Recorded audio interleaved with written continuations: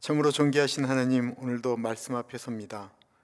우리를 말씀으로 깨워주시고 말씀 안에 거하며 말씀대로 살아가는 오늘 하루가 되어질 수 있도록 인도하여 주십시오. 존귀하신 예수님 이름으로 기도합니다. 아멘.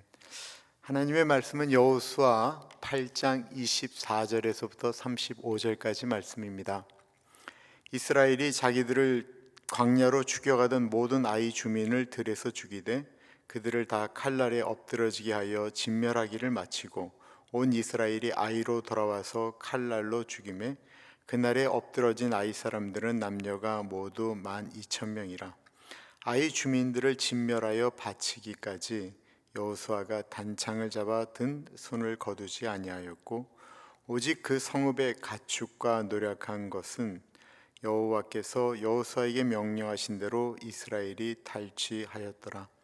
이에 여호수아가 아이를 불살라 그것으로 영원한 무더기를 만들었더니 오늘까지 황폐하였으며 그가 또 아이 왕을 저녁 때까지 나무에 달았다가 해질 때에 명령하여 그의 시체를 나무에서 내려 그 성문 어귀에 던지고 그 위에 돌로 큰 무더기를 쌓았더니 그것이 오늘까지 있더라. 그때 여호수아가 이스라엘의 하나님 여호와를 위하여 에발산에 한 제단을 쌓았으니 이는 여호와의 종 모세가 이스라엘 자손에게 명령한 것과 모세의 율법책에 기록한 대로 새 연장으로 다듬지 아니한 새 돌로 만든 제단이라. 무리가 여호와께 번제물과 화목제물을 그 위에 드렸으며 여호수아가 거기서 모세가 기록한 율법을 이스라엘 자손의 목전에서 그 돌에 기록하며 온 이스라엘과 그 장로들과 관리들과 제사장들과 본토인들 뿐 아니라 이방인까지 여호와의 언약궤를 맨 레위 사람 제사장들 앞에서 궤의 좌우에 서되 절반은 그리심산 앞에 절반은 에발산 앞에 섰으니 이는 전에 여호와의 종 모세가 이스라엘 백성에게 축복하라고 명령한 대로 함이라. 그 후에 여호수아가 율법책에 기록한 모든 것대로 축복과 저주하는 율법의 모든 말씀을 낭독하였으니 모세가 명령한 것은 여호수아가 이스라엘 온 회중과 여자들과 아이와 그들 중에 동행하는 거류민들 앞에서 낭독하지 아니한 말이 하나도 없었더라. 오늘 말씀의 제목은 회복은 말씀 위에 세워집니다입니다. 회복은 말씀 위에 세워집니다. 이스라엘은 아간의 범죄함과 또한 여리고를 무너뜨린 것에 대한 교만함 때문에 작은 성 아이성을 침범했다가 철저하게 패배하지요. 그리고 이스라엘의 마음이 물처럼 녹았다라고 표현되어져 있습니다. 그리고 나서 하나님께 회개하고 아간의 죄를 다 하나님의 법대로 처리한 다음에 하나님의 방식대로 아이성을 다시 공략하죠. 아이성 사람들은 한 번의 승리 때문에 교만하였고 이스라엘은 철저하게 하나님 앞에 순종하였습니다. 결과는 이스라엘의 승리였죠. 오늘 본문 말씀은 그 이스라엘이 그 전쟁을 치르고 끝난 다음에 일어났던 일들에 대해서 기록하고 있는데 24절에 보면 철저하게 아이성 사람들을 다 죽이고 아이성 왕은 하루 종일 나무에 매달았다가 나중에 돌로 쳐서 돌무더기를 만들었다라는 이야기가 나오고 있습니다. 성경을 보면 참 잔인하죠. 우리는 이런 장면을 보면 늘 갈등하게 됩니다. 어떻게 이렇게 잔인할 수 있는가? 근데 그 당시는요, 뺏고 빼앗기는 전쟁이 그냥 기본적으로 있었습니다. 언제까지 있었을까요? 이건 아마 지금으로부터 한 400년 전까지도 그랬습니다. 엄밀한 의미에서 200년 전에도 유럽에서 온 사람들이 여기 있는 아메리칸들을 몰아내고 이 땅을 차지할 때까지 다 그랬죠. 근데 특별히 성경에 나오고 있는 이 가나안 족속에 대한 이야기는 창세기 15장 6절에 하나님께서 아브라함에게 약속을 하면서 너희 후대 4대째가 되면 그때 다시 이 땅으로 돌아올 거다라는 이야기를 하십니다. 그렇게 말씀하시면서 아직은 아모리 족속의 죄악이 꽉 차지 않았다라고 표현하고 있어요. 430년이 지난 다음에 이 가나안 땅의 죄악이라고 하는 것은 소돔과 고모라에 이어서 끊임없이 이어졌다라는 것입니다. 그 가나안 족속들의 죄악은 다른 시대하고는 비교할 수 없을 정도로 심했습니다. 어린 아이들을 몰렉이라고 하는 신에게 바쳤죠. 아이들만 바친 게 아닙니다. 거기에는 인신 제사가 있었습니다. 그리고 성적으로 엄청나게 타락했을 뿐만 아니라요, 근친상간이 유행하였습니다. 그리고 그들의 도덕적 타락과 야만성이라고 하는 것은 정말 상상을 초월하는 것이었기 때문에 우리는 단순하게 아이성에 있는 주민들을 죽였다가 아니고요, 하나님은 가나안 땅에 들어가시면서부터 이스라엘 사람들에게 이야기하는 것입니다. 저들의 문화가 너무나도 악하기 때문에 너희들이 저기 문화와 휩쓸리지만 안 된다. 그들을 모두 멸절하라고 명령하시죠. 그래서 아이성 사람들을 죽인 건 단순하게 전쟁에 이겨 있기 때문이 아니고요, 그 시대의 문화와 단절하는 것을 의미하는 것입니다. 아이 왕을 전쟁에 매달았다가 내려놓고는 돌로 쳐서 돌 무더기가 오늘까지 있다라고 이야기를 하고 있습니다. 돌 무더기입니다. 돌 무덤이죠. 무덤이라고 하는 것은 무서움의 상징이지만 이스라엘 사람들에게는 무서움의 상징이 아니고 하나님이 우리를 여기까지 이끄셨다라고 하는 은혜의 자리입니다. 어저께도 말씀드렸지만 아이성은 실패의 자리입니다. 부끄러움의 자리입니다. 어려운 자리입니다.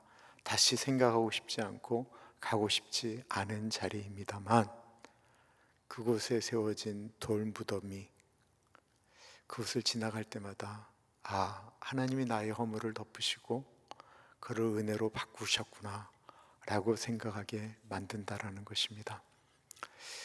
이제 전쟁이 끝났습니다. 어떻게 해야 될까요? 전쟁의 승전가를 부르며 잔치를 벌려야 되지 않겠습니까? 여호수아는 어떻게 했을까요?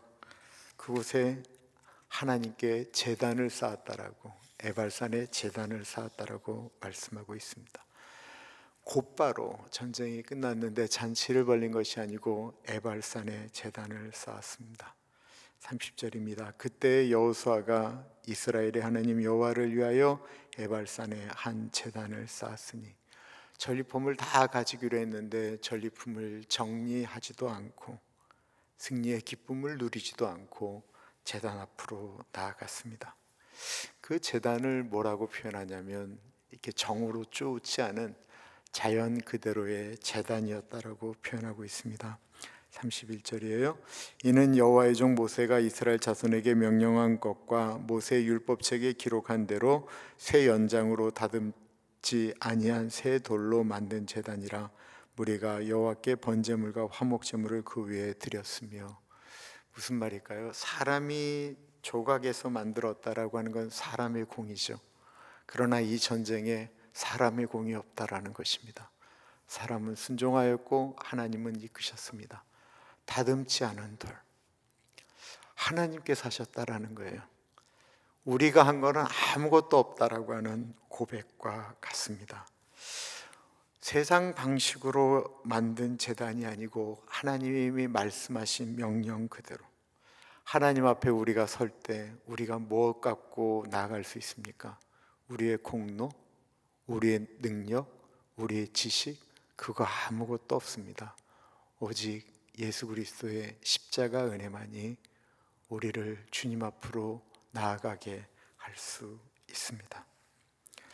그곳에다가 여호수아가 하나님께서 명령하신 율법을 새겼다라고 기록하고 있습니다. 32절에 보면 여호수아가 거기서 모세가 기록한 율법을 이스라엘 자손의 목전에서 그 돌에 기록하매. 전쟁의 승리는 칼 때문이 아니고 군인 숫자가 많아서도 아니고 말씀에 순종한 결과였습니다. 오늘 우리가 승리하는 길도 똑같습니다. 말씀 없는 승리는 결국 무너지고 말씀 가운데 순종하며 나아가는 승리는 영원합니다. 34절에부터 35절은 여호수아는 율법의 모든 말씀을 에발사임과 그리심산으로 나타나는 율법의 저주와 축복의 이야기를 에발산이지만 축복도 저주도 예외 없이 모두 읽었다라고 표현하고 있습니다. 더 놀라운 구절은 35절인데요. 이스라엘 온 회중과 여자와 아이와 나그네까지 여호수아가 읽을 때 듣지 아니한 자가 하나도 없었다. 무슨 말씀입니까? 하나님의 말씀은 모든 세대가 다 들어야 된다라는 것입니다. 아이들도 예외 없이 들어야 되고요. 나이 드신 어른들도 옛날에 들었는데 라고 하면서 듣지 않는 것이 아니고 모든 세대가 다 들어야 될 것이 하나님의 말씀이다라는 것입니다. 지도자만 들어서도 안 되고 신앙 좋은 사람만 들어서도 안 되고 말씀 앞에서 모두 들어야 됩니다. 내년도 우리 교회 표를 말씀 위에 세워지는 교회라고 정하고 있습니다. 새로운 세대를 준비하면서 말씀으로 다시 한번 교회를 세우자라는 것입니다. 그렇게 하나가 되어질 때 하나님께서 놀라운 일들을 행하게 하실 것입니다. 오늘 하루도 말씀 앞에 거하며 말씀대로 순종하는 우리 모두가 되기를 간절히 축원합니다. 기도하겠습니다. 존귀하신 하나님, 부끄러운 자리, 어려운 자리, 창피한 자리인데 하나님께서 우리를 그 자리에 다시 불러서 우리를 회복시켜 주십니다. 사랑하는 시몬아, 네가 나를 사랑하느냐라고 물으셨듯이 하나님, 그곳에서 하나님의 말씀을 붙들고 다시 한번 우리가 승리하기를 원합니다.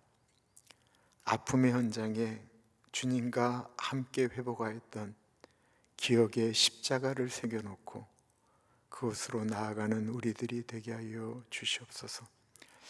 하나님, 정으로 뜨지 않은 돌 위에 하나님의 제단이 세워집니다. 저희 교회도 그렇게 세워지기를 원합니다. 하나님의 말씀 위에 교회가 든든히 세워져 갈 수 있도록 인도하여 주옵소서. 하나님 아버지, 오늘도 우리가 주의 말씀 앞에 섭니다. 주의 말씀으로 승리하며 말씀을 붙들고 살아갈 수 있도록 인도하여 주옵소서. 지금은 우리 주 예수 그리스도의 은혜와 우리를 너무나도 사랑하셔서 하나밖에 없는 아들을 넉넉하게 보내주신 하나님 아버지 그 크신 사랑하심과 성령 하나님의 감화 감동 역사 충만 교통하심이 오늘도 하나님의 말씀을 붙들고 살아가기를 소원하는 사랑하는 주의 백성들 머리 위에 지금으로부터 영원토록 함께 하시길 간절히 축원하옵나이다. 아멘.